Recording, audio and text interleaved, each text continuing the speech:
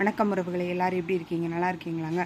ஒரு சில பெண்கள் இருக்காங்கங்க, திருமணத்துக்கு பிறகும் தன்னுடைய மாமனார் மாமியார் குடும்பத்தோடு கூட ஒட்டாம தனிப்பட்ட முறையிலே வாழ்ந்து வந்துட்டு இருக்காங்க. அவங்க ஒரு சிலர் ஒரு சில குறிப்பிட்ட காரணங்களால தனியாக பிரிஞ்சு வாழ்வாங்க. ஆனால் ஒரு சிலர் வேலை செய்ய பயந்துக்கிட்டு நம்ம போய் ஏன் செய்யணும் அப்படிங்கிற ஒரு காரணத்துக்காக தன்னுடைய மாமனார் மாமியார் வீட்டோட ஒட்டாமல் தனியாகவே தன்னுடைய கணவன் இருந்தால் போதும் அப்படின்னு நினைக்கிறாங்க. அந்த கணவன் எப்படி வந்தாங்க? உன்னுடைய மாமனார் மாமியாருடைய உழைப்பு இல்லாமல் அவங்க படிக்க வைக்காமல் உன்னுடைய கணவர் வந்திருப்பாங்களா அப்படிங்கிற அந்த எண்ணம் யாருக்குமே வரமாட்டேங்குதுங்க. என் புருஷன் சம்பாதிச்சுட்டு வந்து கொடுத்தா போதும், எனக்கு அது போதும் அப்படின்னு நினைக்கிறாங்க. ஆனால் அவங்க சொத்து வேணும், பணம் வேணும், இதெல்லாம் வேணும். ஆனால் மாமனார் மாமியார் வீட்டோட போய் இருக்க மாட்டோம், அவங்கள பார்த்துக்க மாட்டோம் இப்படின்னு ஒரு சில பெண்கள் இருக்காங்க.